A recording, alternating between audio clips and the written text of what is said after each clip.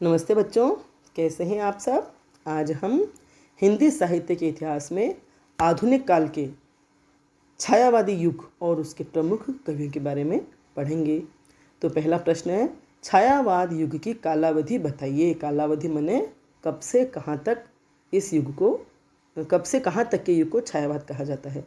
तो छायावाद की कालावधि 1918 से 1938 तक मानी जाती है। सर्वप्रथम छायावाद शब्द का प्रयोग किस कवि ने किया। सर्वप्रथम छायावाद शब्द का प्रयोग मुकुटधर पांडेय ने किया। छायावाद के संबंध में सर्वप्रथम लेख किसने छपवाए थे। मुकुटधर पांडेय ने। लेख का शीर्षक क्या था और किस पत्रिका में छपा था। मुकुटधर पांडेय ने जो लेख लिखा था छायावाद को लेकर के, उसका शीर्षक था हिंदी में छायावाद। इस शीर्षक से 4 निबंधों की श्रृंखला छापी गई थी श्री शारदा पत्रिका में, और उस निबंध में इन्होंने छायावाद शब्द का प्रयोग किया। छायावाद को किस तरह से परिभाषित कर सकते हैं।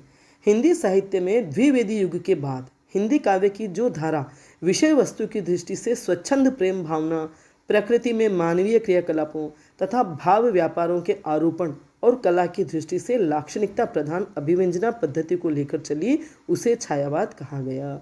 मतलब द्विवेदी युग के बाद हिंदी काव्य की जो धारा थी, जो धारा बही, उसमें विषय वस्तु की दृष्टि से स्वच्छंद प्रेम भावना अभिव्यक्त हुई। सभी कवियों ने अपने निजी प्रेम प्रसंगों को, अपने निजी जीवन को अभिव्यक्त किया और प्रकृति पर मानवीय क्रियाकलापों का आरोपण किया। मानवीय अलंकार का इस युग में बहुत प्रयोग हुआ और प्रकृति पर मानवीय आरोपों की, मानवीय गतिविधियों की का आरोप किया गया। उसमें मतलब मानवीय चेष्टाएं देखी गई और कला की दृष्टि से लाक्षणिकता प्रधान अभिव्यंजना पद्धति, मतलब लाक्षणिक भाषा शैली का प्रयोग हुआ। इसकी जो छायावाद की जो प्रवृत्तियां हैं उसके बारे में हम पूरा एक एपिसोड पढ़ेंगे। तो इस प्रकार उसे छायावाद कहा गया। मतलब इस काल के आसपास साहित्य में एक नए मोड़ का प्रारंभ हो गया था, जो पुरानी काव्य पद्धति को छोड़कर एक नई पद्धति के निर्माण का सूचक था।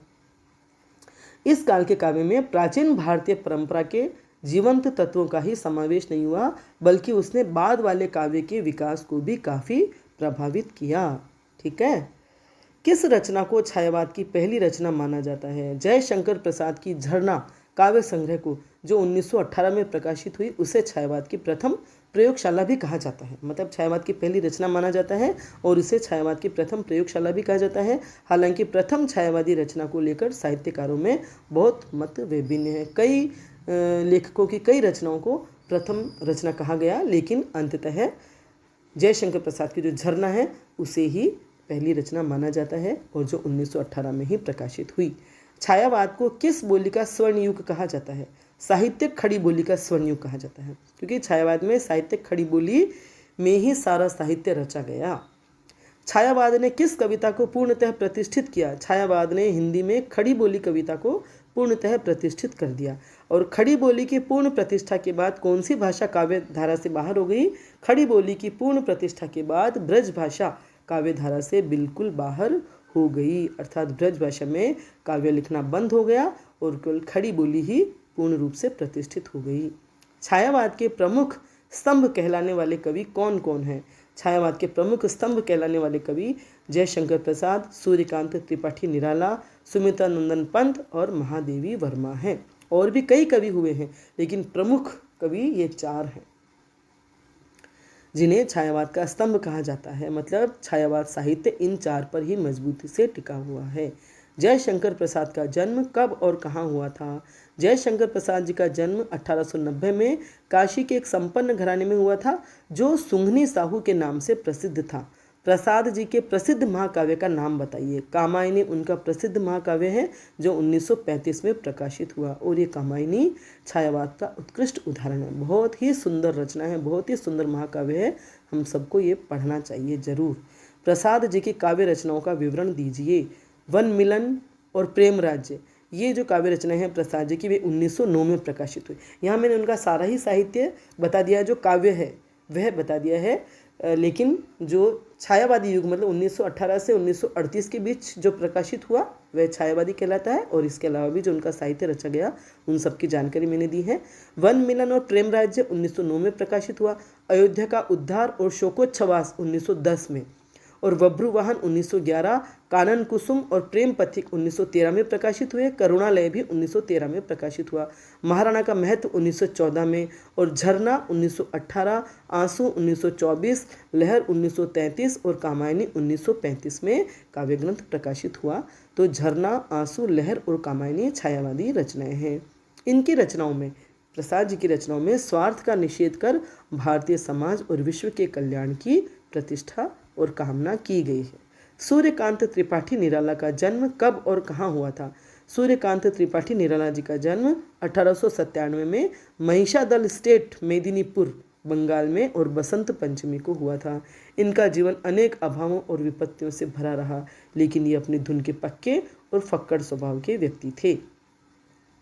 निराला जी की रचनाओं के बारे में बताइए। तो निराला जी की जो रचनाएं हैं उनमें जूही की कली 1916 में प्रकाशित हुई, अनामिका 1923 में, परिमल 1930 में, गीतिका 1936 में और तुलसीदास 1937 में।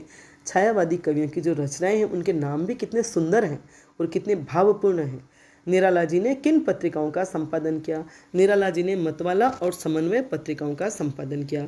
निराला जी की उस प्रसिद्ध रचना का नाम बताइए जो छायावाद की एक उत्कृष्ट उपलब्धि कही जाती है। राम की शक्ति पूजा एक लंबी कविता है और छायावाद की उत्कृष्ट उपलब्धि है।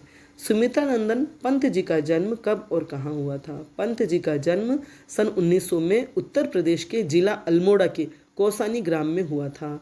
पंत जी बचपन में ही माँ की छाया से विहीन हो गए थे और उनका मन अल्मोड़ा की प्राकृतिक सुषमा की ओर बचपन से ही आकृष्ट था और इसीलिए वे प्रकृति को लेकर उन्होंने बहुत सुंदर साहित्य रचा है।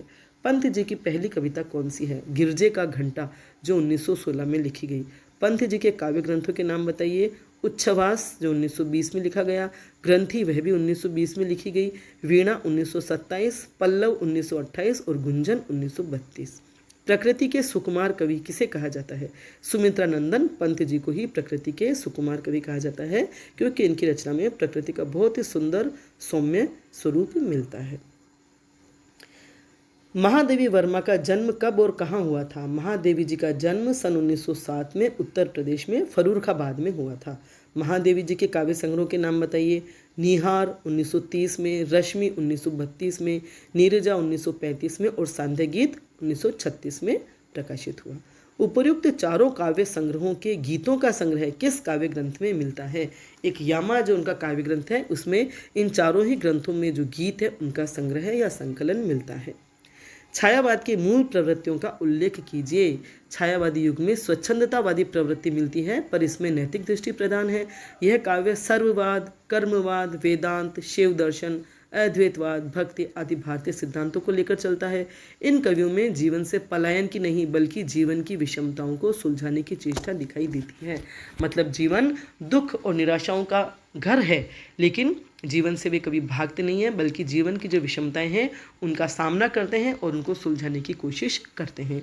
इस युग में निराला और प्रसाद जैसे कवि हैं जिनका प्रधान लक्ष्य साहित्य साधना था, तो दूसरी ओर माखनलाल चतुर्वेदी, राम नरेश त्रिपाठी, बालकृष्ण शर्मा नवीन, सुभद्रा कुमारी चौहान जैसे रचनाकार भी हुए, जो अपने युग के आंदोलनों में, मतलब स्वतंत्रता आंदोलन जो उस समय चल रहा था उसमें सक्रिय हिस्सा भी लेते थे और कविताएं भी करते थे। इनकी काव्य साधना जीवन को केंद्र बनाकर चलती थी और इसलिए इस युग की एक प्रमुख प्रवृत्ति थी राष्ट्रीय और सांस्कृतिक काव्य का सृजन। राष्ट्रीय और सांस्कृतिक काव्य का सृजन करने वाले कवियों के नाम बताइए। विशेष रूप से जिन्होंने इस काव्य का सृजन किया उनके नाम हैं माखनलाल चतुर्वेदी, सियाराम शरण गुप्त, बालकृष्ण शर्मा नवीन और सुभद्रा कुमारी चौहान। और वो जो चारों स्तंभ हम जिन्हें कह रहे हैं उनका काव्य बहुत ही प्रेम, प्रणय और वेदना का काव्य है और इन्होंने विशेष रूप से राष्ट्रीय और सांस्कृतिक काव्य का ही सृजन किया। माखनलाल चतुर्वेदी का जन्म कब और कहाँ हुआ था? उनका जन्म 1889 में मध्य प्रदेश के जिला होशंगाबाद के गांव बाबई में हुआ। 28वां प्रश्न है, इन्होंने किन पत्रिकाओं का संपादन किया? माखनलाल चतुर्वेदी जी ने प्रभा, प्रताप और कर्मवीर पत्रिकाओं का संपादन किया। चतुर्वेदी जी का उपनाम क्या है? चतुर्वेदी जी का उपनाम एक भारतीय आत्मा है। मतलब माखनलाल चतुर्वेदी एक भारतीय आत्मा के नाम से भी जाने जाते हैं। चतुर्वेदी जी के काव्य संग्रहों के नाम लिखिए। हिम किरीटिनी और हिम तरंगिनी। माखनलाल चतुर्वेदी जी के काव्य की विषय वस्तु के बारे में बताइए। उनकी रचनाओं में गहरा देश प्रेम और देश कल्याण के लिए आत्मोत्सर्ग की प्रबल भावना दिखाई देती है। मतलब माखनलाल चतुर्वेदी के काव्य में देश प्रेम है, देश प्रेम की गहराई व्यंजित हुई है और अपने देश के कल्याण के लिए आत्मोत्सर्ग मतलब स्वयं का बलिदान दे देने की प्रबल भावना दिखाई देती है। पुष्प के अभिलाषा कविता के रचयिता कौन है? माखनलाल चतुर्वेदी जी। ये कविता आपने बचपन में पढ़ी होगी। पुष्प की अभिलाषा है कि वह जो देश पर शहीद होने वाले व्यक्ति हैं उनके चरणों के तले आऊँ, वो मेरे पर चरण रख करके जाएं, ऐसे पथ पर मैं गिरूं, ऐसे पथ पर मैं फेंका जाऊं कि जिससे स्वतंत्रता सेनानी गुजरते हैं। सियाराम शरण गुप्त जी का जन्म कब और कहाँ हुआ था? सियाराम शरण गुप्त जी का जन्म 1895 में उत्तर प्रदेश के जिला झांसी के चिरगांव नामक गांव में हुआ था और ये मैथिली शरण गुप्त जो राष्ट्र कवि कहे जाते हैं उनके छोटे भाई हैं। सियाराम शरण गुप्त जी की प्रकृति कैसी थी? वे स्वभाव से समरसता और नम्रता की प्रतिमूर्ति थे। बहुत ही विनम्र स्वभाव के थे और सबके साथ समरसता से घुल मिल जाते थे। गुप्त जी की पहली कविता कब प्रकाशित हुई? यहाँ गुप्त जी से मतलब सियाराम शरण गुप्त जी से है। उनकी पहली कविता इंदु 1910 में प्रकाशित हुई थी। गुप्त जी के प्रसिद्ध काव्य संग्रहों के नाम बताइए। मौर्य विजय, अनाथ, दुर्वादल, विषाद, आर्द्रा, पाथेय, मृणमयी, बापू, दैनिकी आदि प्रमुख और प्रसिद्ध काव्य संग्रह हैं। गुप्त जी की रचनाओं पर किन मूल्यों का प्रभाव दिखाई देता है?